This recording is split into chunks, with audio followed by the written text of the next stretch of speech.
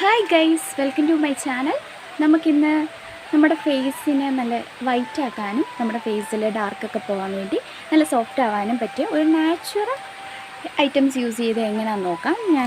ഇതാണ് ഐറ്റം. കണ്ടോ, ഈ ഐറ്റമാണ് നമ്മൾ യൂസ് ചെയ്യുന്നത്. ചെമ്പരത്തി കറ്റാർവാഴയും മാത്രം ഉപയോഗിച്ച് ചെയ്യുന്നതാണ്.